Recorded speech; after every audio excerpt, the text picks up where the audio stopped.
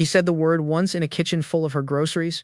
14 months later, he said her name again, asking for $4,000. The fridge door was open. The grocery bags were on the floor. Maren Calloway stood in the yellow light of a kitchen she had paid for in full for 9 months and heard the word she had been waiting to hear. She had not known she was waiting for a word. She knew now. Waiting ends the moment the thing you were waiting for arrives. Donovan Reece had said it quietly. He had said it like it was a discovery he had made about her, not an accusation. He had said it while she was unpacking the rotisserie chicken she had bought with her own card. At the end of a 12-hour shift, in the kitchen he had not cleaned in 3 weeks. He had called her a gold digger. He had used the phrase gold digger exactly, in that order, without a preface. For the rent she paid, for the groceries she carried, for the car insurance that arrived in her name every 6 months like a season, for the dental appointments she booked for both of them because he would not book his own. Maren was a hospital pharmacist at Meridian. She had been a hospital pharmacist for 4 years. She had paid off her schooling in 3. She had met Donovan at a mutual friend's housewarming when his portfolio site still had a coming soon banner on it. 2.5 years later, the banner was still there. The fonts had been updated once. The work underneath had not. 14 months they had lived together. The lease was in her name. The utilities were in her name. The renter's insurance was in her name. The parking permit was in her name. The Wi-Fi password was the name of his dead dog. In 14 months he had given her nothing but the password. She did not argue with him that night. She did not ask him to repeat himself. She unpacked the chicken. She wiped the counter. She loaded the dishwasher he had left full. She went to bed at the hour she always went to bed. She did not cry. She did not sleep. She made a list in her head. The next morning she called her mother. She made the call at 6:40 a.m. in the parking lot of the hospital before her shift. Hattie Calloway answered on the second ring. Hattie Calloway always answered on the second ring. She had answered on the second ring for 32 years. Maren told her what Donovan had said. She told it flatly, in one sentence, the way she read a dosage off a bottle. Hattie did not gasp. Hattie did not offer comfort. Hattie did not ask for a context Maren had not offered. Hattie said, "Bring your things home. There is room." Maren did not give a speech. She did not pack in front of him. She did not slam a door. She waited until his Thursday coffee run. 28 minutes there and back. She had timed it on 4 separate Thursdays. On the weeks she had begun to suspect what kind of man he was. She left the keys on the counter. She left his grandmother's skillet, which was his, not hers. She left the Wi-Fi password. She left the extra toothbrush he had bought her from a gas station a year ago and never replaced. She left no note. A note would have been a conversation, and she had already decided the conversation was over. By Thursday evening she was in her childhood bedroom in her mother's house. The walls were still lavender. The ceiling still held the faint outline of glow-in-the-dark stars she had peeled off at 17. The summer she had decided she was done with being a child. The twin bed was still made with the same quilt. It still smelled faintly of cedar. He texted at 8:17 that night. He texted at 9:41. He texted at 11:03. Maren watched the screen darken between each message and did not open a single one. By Sunday he had sent 14 messages. By the next Sunday, 2. By the Sunday after that, none. Maren did not read them. She did not need to. She knew the arc. At the pharmacy, her coworker Jules Arnetti noticed first. Jules noticed everything. Jules drank iced coffee in November. Jules remembered every patient's first name, every patient's allergies, which ones were lying about their pain scale, and which ones were secretly carrying their mother's prescription. Jules watched Maren's hands get steadier week by week. On the 3rd week, Jules asked. She asked in the break room, with no preamble, over a sandwich she was not eating. Maren told her. She told her in one sentence. Jules did not say sorry. Jules did not tilt her head. Jules set the sandwich down and said, "Good." 14 months passed. Maren did not track them. Jules tracked them. Jules kept a small mental calendar of the day Maren had stopped flinching at the sound of her own phone. The day she had started bringing her own lunch again. The day she had laughed at a patient's joke without first checking the room. Maren moved out of her mother's house after 7 months. She found a studio on the east side of town. She bought a couch in cash. She bought a kettle. She did not buy anything for 2. She paid the rent on the 1st of every month. She paid it from a checking account that said only her name. She stopped keeping receipts in a shoebox. She no longer needed to prove anything to anyone who might later call her a name. The shoebox went in the recycling in the 3rd month of her own lease. She dated, briefly, a man who owned his own plumbing business. He paid for dinner the first 3 times. She did not ask why. She also did not thank him excessively. He liked that. She did not marry him. She did not move in with him. She learned that the word no is a complete sentence and that saying it early saves money later. In the 14th month after she left, Donovan Reece's portfolio website went dark. The domain had lapsed. His last client had been a small dental office in a strip mall on the north side. He had taken a deposit. He had not delivered the final files. The dental office had stopped returning his calls in the 11th month and filed a small claim in the 12th. He had moved to a smaller apartment, 1 bedroom, no dishwasher, no in-unit laundry. The rent was $3,800, well above what the unit was worth, because he had signed in a hurry in an expensive neighborhood to protect his image. He had signed the lease alone. He had not understood when he signed how a loan was going to feel. His mother had already told him no. His father had already told him once. His sister had told him she needed a plan, not a check. He had no plan. He had Maren's old number. She had changed her number in the 3rd month. He did not know that. He found an old email address on a receipt he had saved from a dentist appointment she had paid for. Maren read the email on a Tuesday at the pharmacy, during a quiet hour between 2 patient waves. She read it once. She did not forward it to Jules. She did not print it. She did not reply. The email was polite. The email was nostalgic. The email did not mention rent. The email asked if they could meet for coffee. Maren recognized the structure.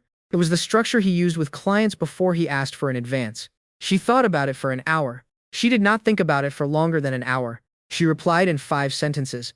Cafe on Vestry, Saturday at 3, public place, 1 cup, I can give you 20 minutes.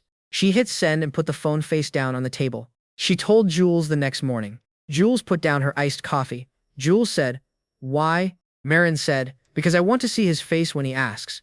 Jules nodded once. Jules said, "Pick the seat by the window." Saturday arrived with afternoon sun cutting across the floor of the cafe on Vestry at a low angle. Maren arrived at 2:45. She took the seat by the window. She ordered a black coffee. She did not open a book. Donovan arrived at 3:02. He had shaved. He had ironed his shirt. He had not ironed his hoodie because he was not wearing it. It was the first new shirt she had ever seen on him. He sat down. He smiled. He told her she looked good. He told her she looked really good. He did not ask how she was. Maren waited. She had 20 minutes. She was willing to spend 3 of them on silence. At minute 6 he mentioned how things were hard. At minute 9 he mentioned that his landlord was being difficult. At minute 11 he mentioned the figure, $3,800. He said it as if it were a weather forecast. Maren did not flinch. Maren did not laugh. Maren did not look away. Maren asked him, softly, to repeat the number. He repeated the number.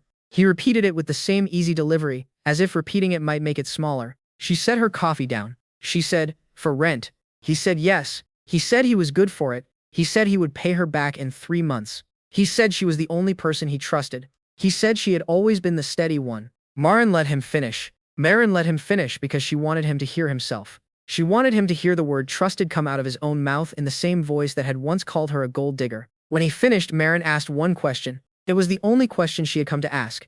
"Do you remember," she said, "the last thing you said to me in the kitchen?" He blinked. He tilted his head. He smiled a small confused smile. The smile of a man who had never kept receipts of his own words. He said no. He said it lightly, as if the answer was not important. Maren did not remind him. Maren did not need to. She said, "I cannot help you with your rent. Not now. Not in 3 months. Not ever." He opened his mouth to speak. She stood up. She placed a $5 bill on the table. For her own coffee. Not for his. She slung her bag over her shoulder. She walked toward the door. She did not hurry. She had nothing to run from. Outside, the light was still high. She stepped onto the sidewalk. She did not look back. She did not need to see what his face was doing. She had already watched it do everything it was capable of. She called her mother from the corner. She did not tell her what happened. She told her she was coming to see her on Sunday. She told her to make the sweet tea. Hattie said, "It is already made." On Sunday she drove to her mother's house. She parked behind the old red mailbox. She climbed the porch steps. Hattie was already in her rocking chair. The empty chair was still tilted toward her, still waiting. Maren sat in the empty rocking chair. She drank the sweet tea. She told her mother about the coffee. She told her about the number. She told her that she had said no. Hattie said, "I know you did." Hattie did not ask if Maren felt bad for him. Hattie did not ask if Maren felt guilty. Hattie asked if Maren had eaten. Maren said no. Hattie stood up and went inside to fix her a plate. That evening, Maren drove back to her studio. She stopped at the grocery store. She bought a rotisserie chicken. She did not think about the last one. She thought about herself at the counter 2 years ago, unpacking and not yet knowing. At home, she unpacked the chicken in her own kitchen. She wiped the counter. She plated the meal. She poured water into a glass. She ate at her own table, alone, and it was not lonely. It was clean. It was the cleanest meal she had eaten in 2 years. The following week, Jules asked how it had gone. Maren told her the short version, in 4 sentences, labeling a bottle of amoxicillin as she spoke. Jules laughed once, sharp, without malice. Jules said, "So he finally asked you for it out loud." Maren said, "He finally did." Jules said, "Cheaper than therapy." Donovan did not write again. Donovan did not call again. Donovan found someone else to ask. Maren heard about it secondhand, from a mutual acquaintance, at a birthday party she had not particularly wanted to attend. The person he had asked had said yes. The person he had asked was new. The person he had asked would learn. Maren did not warn her. It was not Maren's warning to give. In her second year on her own, Maren was promoted. Lead pharmacist. A small office behind the counter with a desk and a door that closed. Her name on the door in vinyl letters that Jules insisted she straighten herself. Jules believed a crooked name was a small disrespect and would not allow one. She signed a new lease that spring, a 1-bedroom, with a dishwasher, with a small balcony facing east. The lease was, again, in her name, only in her name. She did not care that it was a loan. She cared that it was hers in ink on paper and would remain so for as long as she chose. She furnished it slowly, paycheck by paycheck, nothing on credit. A couch, a kettle, a wool rug she bought at a flea market from a woman who only took cash. A small bookshelf she assembled herself on a Saturday afternoon. A table that seated 4, because she liked the idea of seating 4 even if she did not yet know who the 4 would be. Her mother came the first Sunday. Her mother brought a casserole, and a small potted rosemary, and a check, which Maren refused politely twice and then finally, on the 3rd offer, accepted as a housewarming. Jules came the second Sunday. Jules brought a bottle of wine and a housewarming candle that smelled in her words like spite and citrus. Maren laughed. It was a loud laugh. It was a laugh from deep in her chest. That night, after Jules left, Maren stood on her small balcony. She looked at the lights of the east side. She thought about the word he had used. She thought about it the way a pharmacist thinks about a recalled drug. The word had been a label. The label had been cheap.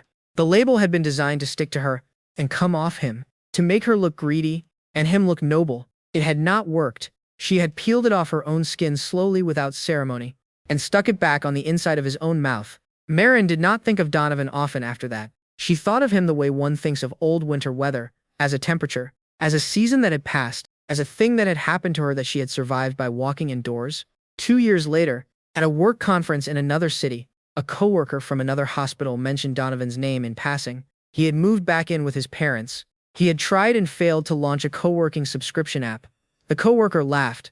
Maren did not. Maren simply said, "That happens sometimes." Later that evening, in her hotel room, Maren stood at the window and watched the parking lot lights flicker on one by one. She thought about the kitchen. She thought about the grocery bags. She did not feel pain. She felt precision. She had been called a name. She had been called it for paying the rent and carrying the groceries and earning the paycheck he did not. She had been called it for being useful. The name had been meant to shrink her. It had, instead, taught her the size she already was and had always been. On the fridge of her new apartment, she kept only one thing. Not a receipt, not a photo. A small magnet in the shape of a pill. The same magnet she had bought for the old apartment. The only thing she had taken with her. Hattie died 3 years after Maren left the East Side apartment. She died on a Sunday, in her rocking chair, with a half glass of sweet tea, still sweating on the side table beside her. At the service, a few distant relatives asked Maren if there was anyone she wanted them to notify. She thought of Donovan for a moment. Then she thought of her mother. Her mother had known him for one Thanksgiving. Her mother had not been impressed. Maren said, "No, there is no one." She said it without bitterness. She said it without regret. She said it without performance. She said it the way a pharmacist reads a completed prescription off a screen at the end of a long shift. Filled. Dispensed. Closed. The relative nodded and did not ask again. She inherited the house. She did not sell it. She rented it to a young teacher who needed a yard for a dog. She kept the rocking chairs. She kept the pitcher. She kept her mother's reading glasses on their chain. She kept the phone that still answered on the second ring even when no one was there to pick it up anymore. She kept also one more thing. A single voicemail. Saved, not played, from the year she left Donovan. It was not from Donovan. It was from her mother. It said only, "Bring your things home. There is room. Maren did not play the voicemail that morning. She did not play it the next week. She did not play it on the anniversary. She did not play it on Mother's Day. She kept it the way a pharmacist keeps a controlled substance. Counted. Logged. Double-locked. Never tampered with. Years later, a young coworker at the pharmacy asked Maren why she had never married. The young coworker was 24 and newly engaged. The young coworker was curious, not cruel. Maren thought about the question for a full beat. She gave the honest answer, in the small private office that now had her name on the door. Maren said, "I was almost married to someone who thought paying the rent made me dangerous. I left. Then he asked me to pay the rent again. I said no. After that, marriage stopped being the thing I was measuring." The young coworker was quiet for a moment. The young coworker said, "What did he do when you said no?" Maren said, "Nothing. That was the point. He did what he had always done. He found someone else to carry him." That night, at home, Maren poured one glass of sweet tea from her mother's pitcher. She carried it to the porch of her own apartment. She sat in a new rocking chair she had bought for herself. She watched the east side lights come on. She did not toast. She did not speak. She rocked slowly. She drank the tea. She thought of the kitchen one more time, not with anger, not with triumph, with the calm certainty of a woman who had priced herself honestly and held the line. The word had been meant to cost her something. It had instead saved her the rent on a life she would have owed forever. She drank the last of the tea. She went inside. She locked the door behind her. Somewhere, the man who had called her the name was still asking someone for rent. Somewhere, another woman was deciding whether to say yes. Maren could not save that woman. Maren had saved Maren. That had always been the only rent she was obligated to pay. That had always, quietly, been enough. She turned out the porch light. She turned on the kitchen lamp. She set the empty glass in the sink. She did not wash it tonight. She would wash it tomorrow. There would be a tomorrow. There would be many tomorrows, lined up ahead of her like months of rent receipts she would never have to show anyone. She had made sure of that.